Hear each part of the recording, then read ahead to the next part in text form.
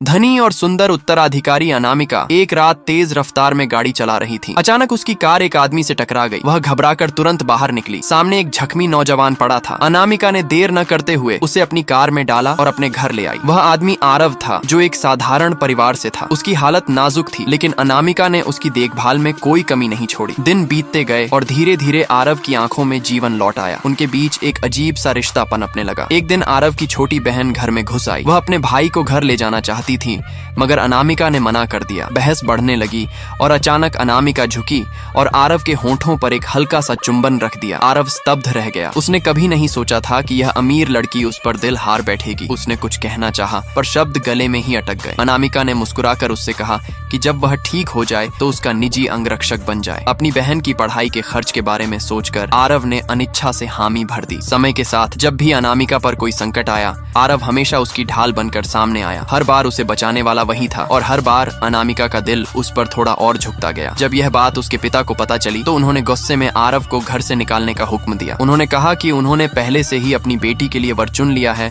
और कोई अंगरक्षक उसके लायक नहीं। अनामिका भागती हुई आरव के पास पहुंची। वह घायल था। गुस्से में उसने अपने पिता के सामने ही आरव को चूम लिया और कहा कि वे उसे शादी के लिए मजबूर कर सकते हैं, लेकिन उससे प्यार करने से नहीं रोक सकते। पिता ने ठंडे स्वर में कहा कि अब वह आदमी उसका निजी अंगरक्षक नहीं रहेगा। उसने खुद तबादले के लिए हामी भर दी है। अनामिका सन्न रह गई। उसने अविश्वास से आरव की ओर देखा और पूछा कि उसने ऐसा क्यों किया।